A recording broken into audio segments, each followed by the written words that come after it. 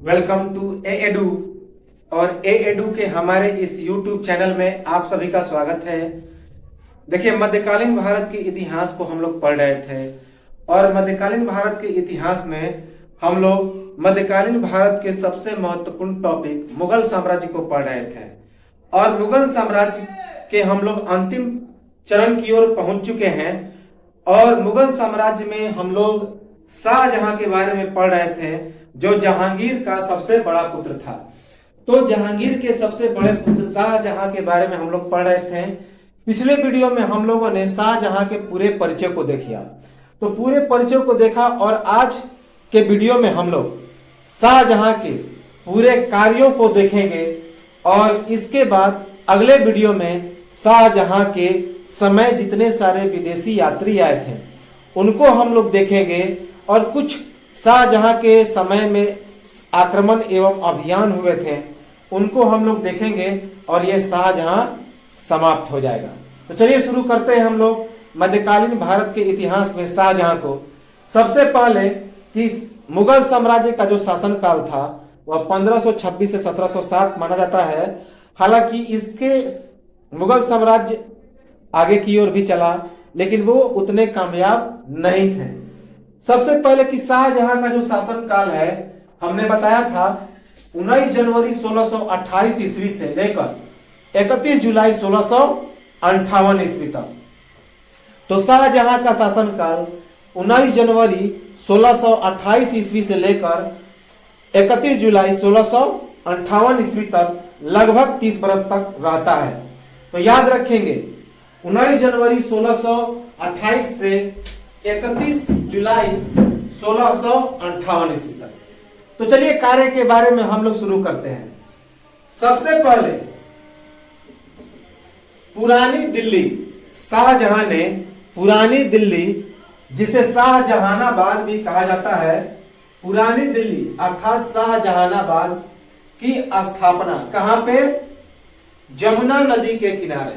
तो शाहजहां ने जमुना नदी के किनारे शाहजहानाबाद नामक एक शहर की स्थापना की जिसे आज पुरानी दिल्ली कहा जाता है। तो याद रखेंगे शाहजहां का एक सबसे महत्वपूर्ण कार्य था कि जमुना नदी के किनारे इसने एक नगर की स्थापना की जिसका नाम था शाहजहानाबाद, जो आज पुरानी दिल्ली कहा जाता है। याद रखेंगे कि शाहजहां ने यमुना नदी के किनारे शाहजहानाबाद नामक एक नगर की स्थापना की जिसे आज पुरानी दिल्ली कहा जाता है। सबसे महत्वपूर्ण शाहजहां को जाना जाता है तो उसके सबसे खूबसूरत इमारत जिसका नाम है आगरा का ताजमहल, उसी के लिए जाना जाता है। तो ताजमहल का निर्माण कहां पे? आगरा में। इसका स्थापत्यकर्ता कौन था? तो अहमद लाहौरी। इसका निर्माण मुमताज महल की याद में, मुमताज महल के कहने पर। रूपरेखा किसने तैयार किया? रूपरेखा उस्ताद ईसा ने तैयार किया। और ताजमहल का पूर्ववर्ती किसे कहा जाता है? तो हुमायूं के मकबरे को ताजमहल का पूर्ववर्ती कहा जाता है। ईरानी एवं मध्य एशिया के कला का मिश्रण है। ईरानी एवं मध्य एशिया के कला का मिश्रण है। याद रखेंगे बनाने में 20,000 सैनिक, कितने बरस तक? 20 बरस तक। तो इसको बनाने में 20,000 सैनिक लगे और 20 बरस तक उन्होंने इसको बनाने का काम किया, तब जाके आगरा के ताजमहल का निर्माण कार्य पूरा हुआ। तो सबसे पहले ताजमहल का निर्माण किया आगरा में किसने? शाहजहां ने। तो शाहजहां ने आगरा में दुनिया के 7वें अजूबे जिसका नाम है ताजमहल, उसका निर्माण किया। ताजमहल का स्थापत्यकर्ता कौन था? निर्माण करने वाला अहमद लाहौरी। ऐसा कहा जाता है कि ताजमहल का निर्माण करने के बाद अहमद लाहौरी का हाथ काट दिया गया था। लेकिन ये सही नहीं है, इसके बारे में कहीं फैक्चुअल इंफॉर्मेशन नहीं मिलता। तो ताजमहल का निर्माण किया शाहजहां ने आगरा में, और इसका जो स्थापत्य करता था उसका नाम था अहमद लाहौरी, और इसका जो निर्माण किया गया मुमताज महल की याद में, मुमताज महल के कहने पर, क्योंकि जब मुमताज महल बीमार थी 14वें पुत्र के जन्म देने के बाद, तो उसने प्रसव पीड़ा के दौरान अपने शौहर यानी कि शाहजहां से कहा कि आप हमारे प्रेम की याद में एक ऐसी निशानी बनाइए जो हमारे प्रेम को सदियों तक जीवित रखे। तो उसी कारण उसी मुमताज के कहने पर शाहजहां ने दुनिया का 7वां अजूबा ताजमहल का निर्माण किया, और इसका रूपरेखा किसने तैयार किया? उस्ताद ईसा ने। उस्ताद ईसा ने ताजमहल का रूपरेखा तैयार किया। याद रखेंगे, हुमायूं का मकबरा ताजमहल का पूर्ववर्ती कहा जाता है। यह चीज हमने हुमायूं के वीडियो में भी बताया है कि ताजमहल का पूर्ववर्ती किसे कहा जाता है, तो हुमायूं के मकबरे को। और ताजमहल में भारतीय, ईरानी एवं मध्य एशिया के कला का मिश्रण है, और इसे बनाने में 20 वर्ष समय लगा और 20,000 सैनिक इसमें योगदान दिए। तो याद रखेंगे कि शाहजहां ने आगरा में ताजमहल का निर्माण किया, और इसका स्थापत्यकर्ता कौन था? तो उसका नाम था अहमद लाहौरी, और इसका निर्माण मुमताज महल की याद में बनाया गया था। और इसका जो रूपरेखा तैयार किया उस्ताद ईसा ने, और ताजमहल का पूर्ववर्ती हुमायूं के मकबरे को कहा जाता है। और इस ताजमहल में भारतीय, ईरानी एवं मध्य एशिया के कला का मिश्रण है। इसे बनाने में 20,000 सैनिक लगे, और 20 वर्ष में यह बनकर तैयार हुआ। इंपॉर्टेंट है। दिल्ली में लाल किले का निर्माण, तो आगरा के लाल किले का निर्माण किसने किया? तो अकबर ने। जबकि दिल्ली के लाल किले का निर्माण किसने किया? तो शाहजहां ने। इंपॉर्टेंट है कि दिल्ली में लाल किले का निर्माण किया शाहजहां ने। याद रखेंगे, दिल्ली के लाल किले में दीवाने खास, मंत्रियों एवं पदाधिकारियों के साथ बैठक तथा दीवाने आम लोगों के साथ बैठक का निर्माण। तो याद रखेंगे कि दिल्ली के लाल किले में शाहजहां ने दीवाने खास और दीवाने आम का भी निर्माण किया। जिस प्रकार अकबर ने आगरा के लाल किले में दीवाने खास और दीवाने आम का निर्माण किया था, तो आगरा दिल्ली के लाल किले में भी शाहजहां ने दीवाने आम और दीवाने खास का निर्माण किया। दीवाने खास में जो बादशाह होता था वह अपनी बैठक मंत्रियों एवं पदाधिकारियों के साथ करता था, अर्थात कुछ खास व्यक्तियों के साथ खास मुद्दे पर मंत्रणा होती थी। लेकिन जो दीवाने आम था उसमें आम लोगों के साथ बैठक होती थी। इसमें सामूहिक सब जनों के लिए बैठक होता था। तो याद रखेंगे कि दिल्ली के लाल किले में भी दीवाने आम और दीवाने खास का निर्माण किया गया। किसके द्वारा? शाहजहां के द्वारा। दिल्ली के लाल किले में पश्चिम लाहौरी तथा दक्षिण लाहौरी नामक दरवाजे का निर्माण। तो दिल्ली के लाल किले में पश्चिम में एक दरवाजा बनाया जिसे पश्चिम लाहौरी कहा गया, दक्षिण में एक दरवाजा बनाया जिसे दक्षिण लाहौरी कहा गया। तो दिल्ली के लाल किले में पश्चिम लाहौरी और दक्षिण लाहौरी नामक दरवाजे का निर्माण किया। किसने? तो याद रखेंगे शाहजहां ने। दिल्ली में कोहिनूर हीरा जड़ित मयूर सिंहासन तख्ते ताउस का निर्माण। याद रखेंगे, दिल्ली के लाल किला में इसका स्थापत्यकार कौन था? तो बादल खान। इसकी कलाकृति क्या थी? तो पितुरा दूरा नामक जुड़ाव काम के तहत यूनानी देवता आर्कियस का चित्रण था। बाद में 1739 ईस्वी में नादिर शाह जो एक ईरानी लुटेरा था वह कोहिनूर हीरा सहित मयूर सिंहासन को लेकर ईरान भागा। तो याद रखेंगे कि शाहजहां ने एक मयूर सिंहासन का भी निर्माण किया था दिल्ली के लाल किले में। तो अपने बैठने के लिए दिल्ली के लाल किले में एक मयूर सिंहासन का निर्माण किया, जिसमें कोहिनूर नामक एक हीरा जड़ा था, जो 1739 ईस्वी में इसे नादिर शाह लूट कर ईरान भाग जाता है, क्योंकि वह एक बहुत बड़ा लुटेरा था। और इस मयूर सिंहासन का जो स्थापत्यकार था उसका नाम था बादल खां, और इसकी कलाकृति पितुरा दुरा नामक जड़ाऊ काम के तहत हुई थी, और इसमें यूनानी देवता आर्कियस का चित्रण किया गया था। तो याद रखेंगे कि दिल्ली में कोहिनूर हीरा जड़ित मयूर सिंहासन, जिसे तख्ते ताउस भी कहा जाता है, तो मयूर सिंहासन या तख्ते ताउस का निर्माण किया शाहजहां ने दिल्ली के लाल किले में। और इसका स्थापत्यकार कौन था? तो बादल खां। और इसमें कलाकृति क्या हुई थी? तो पितुरा दुरा नामक जड़ाऊ काम इसमें हुआ था। पितुरा दुरा पत्थर पर एक मूर्ति बनाई जाती थी, याद रखेंगे, जो नूरजहां के द्वारा जो बनाया गया था एक भवन, उसमें भी पितुरा दुरा, जहांगीर के मकबरे में पितुरा दुरा का काम हुआ था, जो हमने पिछले वीडियो में बताया है। तो याद रखेंगे कि दिल्ली के लाल किले में कोहिनूर हीरा जड़ित मयूर सिंहासन, जिसे तख्ते ताउस कहा जाता है, उसका भी निर्माण किया शाहजहां ने। इसका स्थापत्यकार कौन था? तो बादल खां।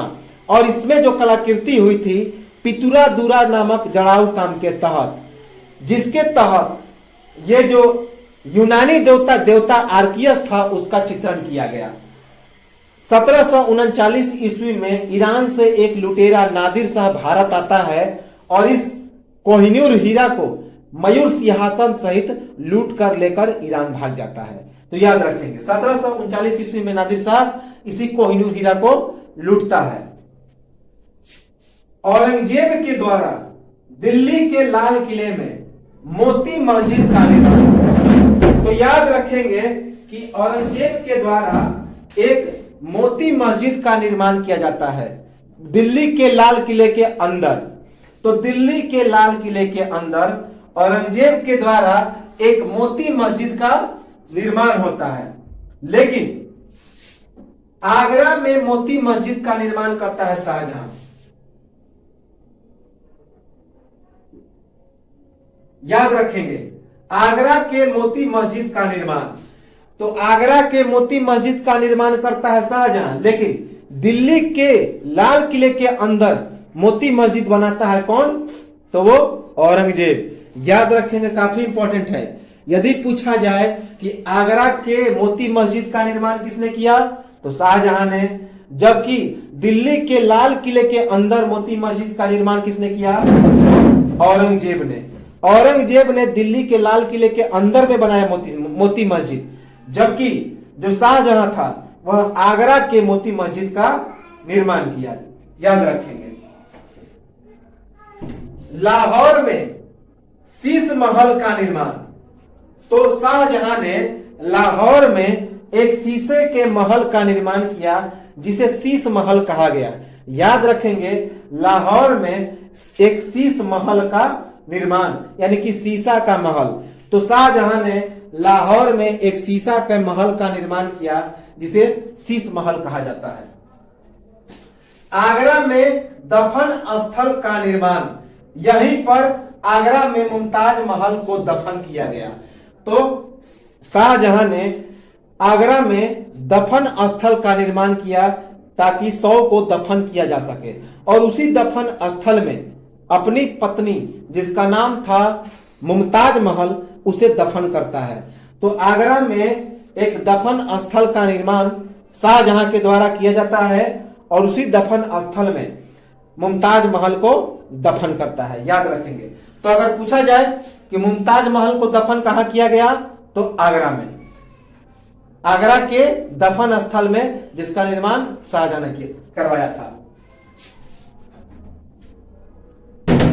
उसके बाद सिजदा एवं पैबोस की प्रथा समाप्त, इसकी जगह तस्लीम यानी कि आदाब की परंपरा की शुरुआत। इंपॉर्टेंट है, VVI है, याद रखेंगे कि बलबन ने सिजदा एवं पैबोस की प्रथा की शुरुआत की थी। सिजदा का मतलब होता है सम्राट के समक्ष जाकर घुटने के बल पर बैठ जाना, और पैबोस का मतलब होता है घुटने के बल बैठकर सम्राट के पांव को चूमना। तो बलबन ने इसकी शुरुआत की थी, लेकिन इस सिजदा एवं पैबोस की प्रथा को इसने समाप्त कर दिया। किसने? शाहजहां ने। और उसकी जगह तस्लीम की शुरुआत की। तस्लीम यानी कि जो आज हम लोग देखते हैं आदाब, जो मुसलमानों में एक दूसरे को देखकर आदाब करने की परंपरा जो है इसी ने की थी। तो तस्लीम यानी कि आदाब जो आज भी प्रयोग होता है मुस्लिमों में। तो सिजदा एवं पैबोस की प्रथा को समाप्त किया शाहजहां ने, और इसकी जगह तस्लीम या आदाब की प्रथा को शुरू किया। तो जो इलाही संवत था, इलाही संवत की जगह हिजरी संवत नामक पंचांग की शुरुआत। तो शाहजहां ने इलाही संवत की जगह जो अकबर ने शुरू किया था उसकी जगह एक नए कैलेंडर या नए पंचांग की शुरुआत की, जिसे हिजरी संवत कहा गया। तो याद रखेंगे, शाहजहां ने इलाही संवत की जगह हिजरी संवत नामक एक नए पंचांग की शुरुआत की। क्या?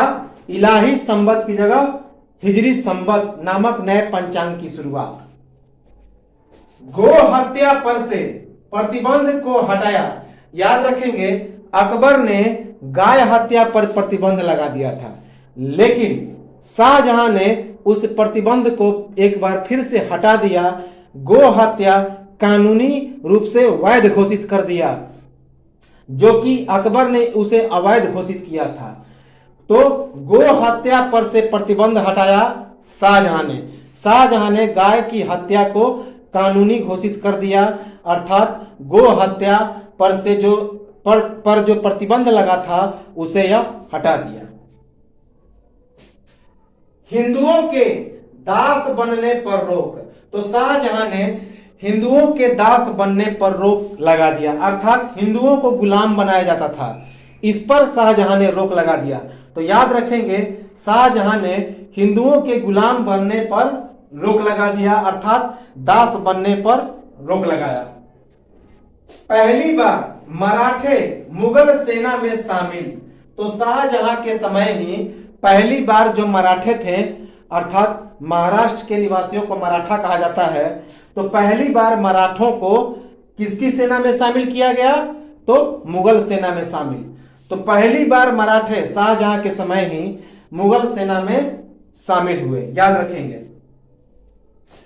अपने शासन के 7वें वर्ष में आदेश जारी, जिसके अनुसार कोई हिंदू स्वेच्छा से मुसलमान बने तो उसे पिता की संपत्ति से हिस्सा प्राप्त होगा। तो याद रखेंगे कि शाहजहां ने एक घोषणा किया या अपने शासन के 7वें वर्ष में, कि अपने शासन के 7वें वर्ष में यह एक आदेश जारी किया कि जिसके अनुसार कोई भी हिंदू यदि स्वेच्छा से मुसलमान बने तो उसे अपनी पिता की संपत्ति से हिस्सा प्राप्त होगा। तो हिंदुओं को मुसलमान बनाने के लिए उसने एक स्कीम लगाया और क्या कहा? अपने शासन के 7वें वर्ष में एक आदेश जारी किया, जिसके अनुसार यदि कोई भी हिंदू स्वेच्छा से मुसलमान बनता है तो उसे उसकी पिता की संपत्ति से हिस्सा प्राप्त होगा। तो यह आदेश जारी किया किसने? शाहजहां ने। हिंदुओं को मुसलमान बनाने के लिए पृथक विभाग की स्थापना। शाहजहां ने हिंदुओं को मुसलमान बनाने के लिए एक अलग विभाग की स्थापना की थी। तो याद रखेंगे, शाहजहां ने हिंदुओं को मुसलमान बनाने के लिए एक पृथक विभाग अर्थात एक अलग विभाग की स्थापना की। याद रखेंगे, पुर्तगालियों से युद्ध का खतरा होने पर आगरा के गिरजाघर अर्थात चर्च को तुड़वाया। शाहजहां ने पुर्तगालियों से युद्ध में खतरा होने पर जो आगरा के गिरजाघर थे अर्थात जितने सारे चर्च थे उन्हें तुड़वा दिया। तो पुर्तगालियों से युद्ध का खतरा होने पर शाहजहां ने आगरा के सभी गिरजाघरों अर्थात चर्चों को तुड़वा दिया। इंपॉर्टेंट है, याद रखेंगे कि चर्चों को किसने तुड़वाया था? तो शाहजहां ने। क्यों? क्योंकि पुर्तगालियों से आगरा को खतरा था। तो पुर्तगालियों से आगरा को खतरा, पुर्तगालियों से युद्ध के कारण युद्ध का खतरा होने पर शाहजहां ने आगरा के गिरजाघरों अर्थात चर्चों को तुड़वा दिया था। मध्यकालीन भारत में दिल्ली में कॉलेज का निर्माण, तो शाहजहां ने मध्यकालीन भारत में दिल्ली में कॉलेज का निर्माण किया था। तो मध्यकालीन भारत में शाहजहां ही एक ऐसा शासक था जिसने दिल्ली में कॉलेज का निर्माण किया, याद रखेंगे। तो दिल्ली में कॉलेज का निर्माण करने वाला मध्यकालीन भारतीय इतिहास का शासक कौन था? तो शाहजहां।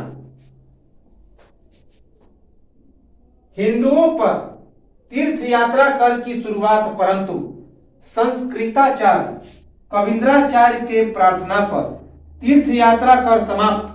बाद में कविंद्राचार्य को शाहजहां द्वारा सरस्वती की उपाधि, तो याद रखेंगे कि जो तीर्थ यात्रा कर समाप्त कर दिया था अकबर ने हिंदुओं पर, तो उसी तीर्थ यात्रा कर को शाहजहां ने पुनः शुरू कर दिया। तो तीर्थ यात्रा कर की शुरुआत की किसने? शाहजहां ने।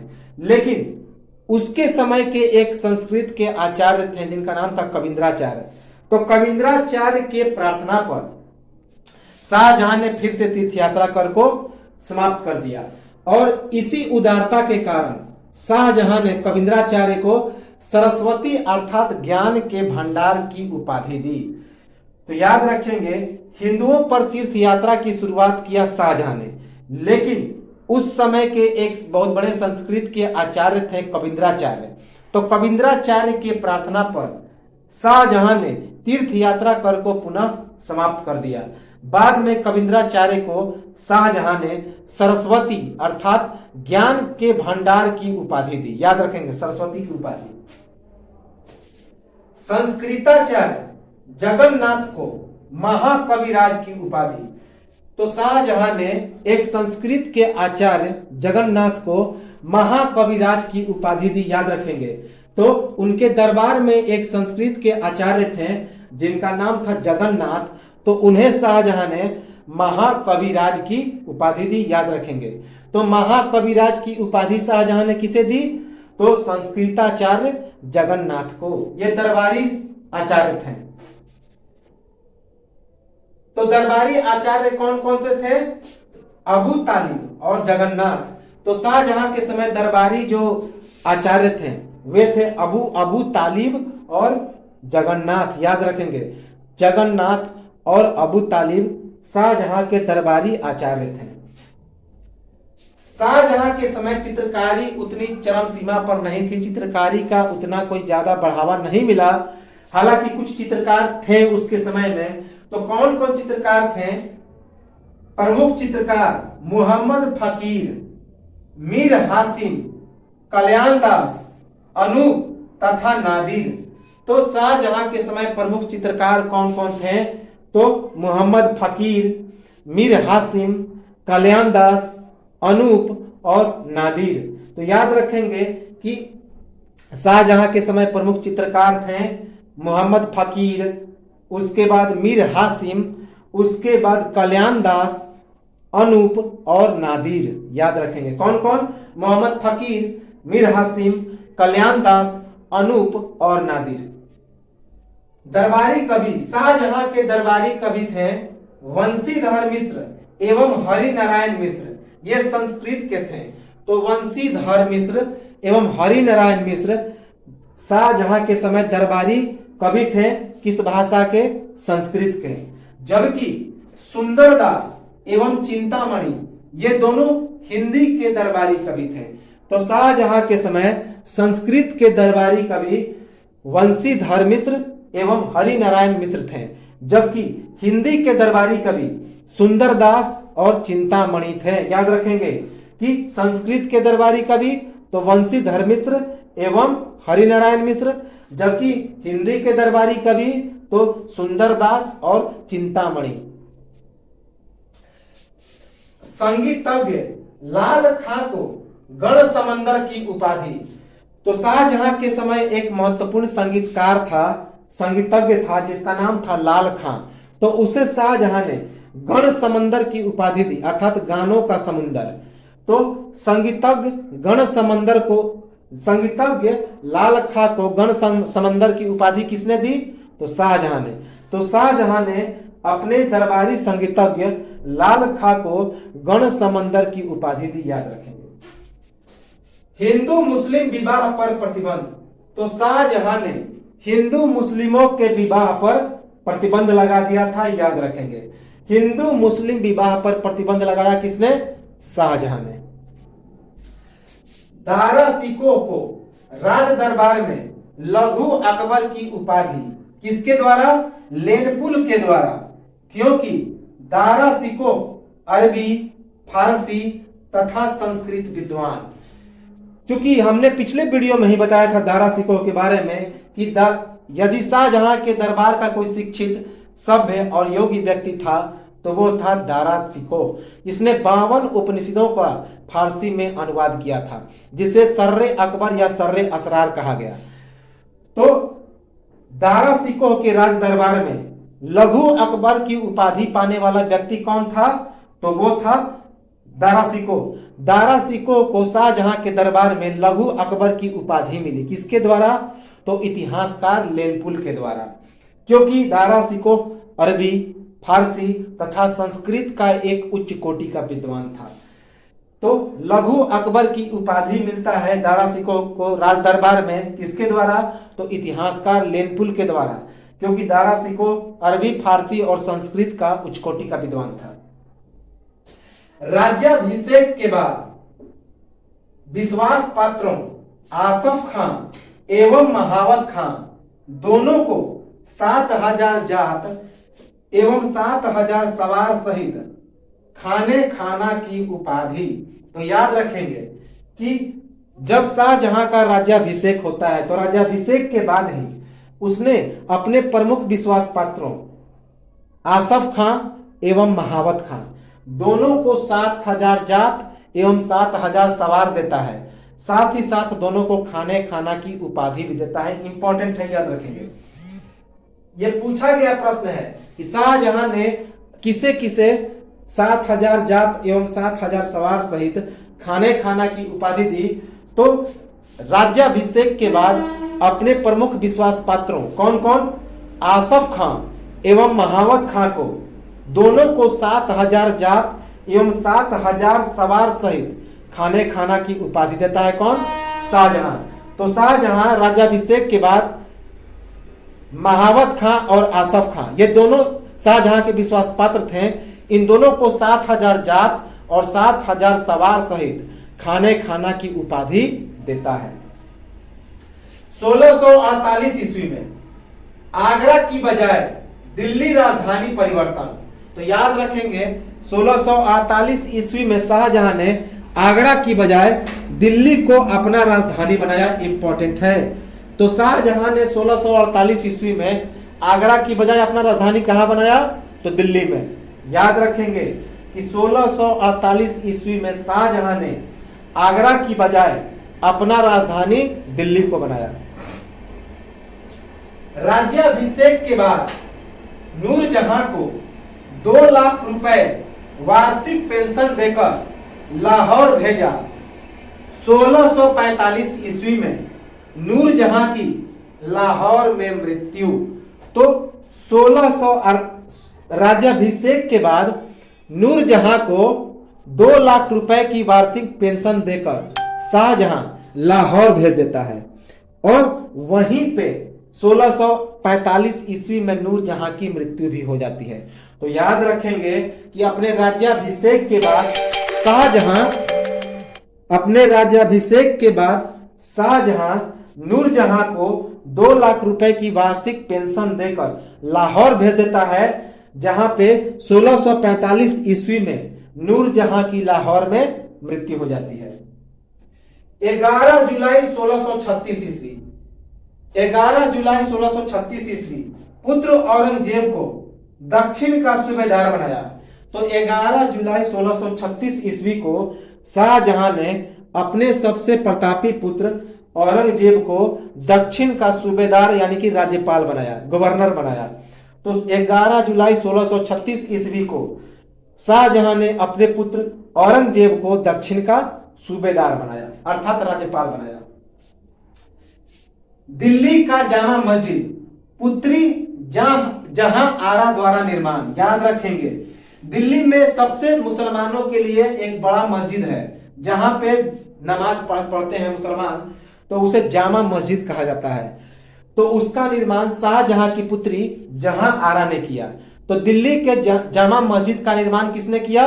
तो शाहजहां की पुत्री जहां आरा ने। यह आया हुआ फैक्ट है कि जामा मस्जिद का निर्माण किसने किया था दिल्ली में? तो शाहजहां की पुत्री जहां आरा ने। याद रखेंगे कि शाहजहां की पुत्री जहां आरा ने दिल्ली के जामा मस्जिद का निर्माण किया। अब एक बहुत महत्वपूर्ण इतिहासकार था, शाहजहां का दरबारी इतिहासकार, जिसका नाम था अब्दुल हमीद लाहौरी। तो अब्दुल हमीद लाहौरी शाहजहां का दरबारी इतिहासकार था। दरबार में उसे काफी मान सम्मान एवं प्रतिष्ठा मिला था। उसने पादशाहनामा का रचना किया जो शाहजहां के संपूर्ण जीवन चरित्र का वर्णन है। तो याद रखेंगे कि शाहजहां के दरबार में एक प्रमुख इतिहासकार था, दरबारी इतिहासकार था, जिसका नाम था अब्दुल हमीद लाहौरी। और उसे शाहजहां के दरबार में काफी मान सम्मान एवं प्रतिष्ठा मिली थी। साथ ही साथ उसने शाहजहां की जीवनी लिखी, शाहजहां की आत्मकथा लिखी। उस किताब का नाम था पादशाहनामा। इस पादशाहनामा में शाहजहां के जीवन चरित्र का वर्णन है। तो याद रखेंगे अब्दुल हमीद लाहौरी शाहजहां का दरबारी इतिहासकार था। उसे शाहजहां के दरबार में काफी मान सम्मान एवं प्रतिष्ठा मिला था और उसने शाहजहां का जीवन चरित्र अर्थात शाहजहां की आत्मकथा, शाहजहां के जीवन पर संपूर्ण जीवन के बारे में एक किताब लिखा। उस किताब का नाम था पादशाहनामा, जिसमें शाहजहां का पूरा जीवन चरित्र वर्णित है। तो पादशाहनामा में किसके जीवन चरित्र का वर्णन है? तो शाहजहां, यह अब्दुल हामिद लाहौरी के द्वारा लिखा गया। और अकबरनामा किसके द्वारा लिखा गया है? तो अबुल फजल के द्वारा। इसमें अकबर का जीवन चरित्र है। हुमायूं नामा किसके द्वारा? तो उसकी बहन गुलबदन बेगम के द्वारा। बाबर नामा किसके द्वारा? तो तुर्की भाषा में बाबर के द्वारा। जहांगीर नामा या आईने जहांगीरी या जहांगीर के द्वारा। तो सभी मुगल बादशाहों का जीवन चरित्र लिखा गया किसके द्वारा, यह हमने देखा। तो यह था आज का वीडियो, शाहजहां के जीवन में किए गए कुछ कार्य अन्य व्यक्तियों के द्वारा और शाहजहां के द्वारा महत्वपूर्ण कार्य। तो यह था आज का वीडियो। इसे आप लोग एक स्क्रीनशॉट ले लेंगे। अगले वीडियो में हम लोग देखेंगे शाहजहां के समय में जो कुछ प्रमुख विदेशी यात्री आते हैं कौन कौन से, उसे देखेंगे और उसके बाद इसके कुछ आक्रमण एवं अभियान को देखेंगे। तो मिलते हैं हम लोग अगले वीडियो में। आप लोग एक इसका स्क्रीनशॉट ले लें, लाइक सब्सक्राइब कमेंट और शेयर करें। तो मिलते हैं हम लोग अगले वीडियो में, तब तक के लिए।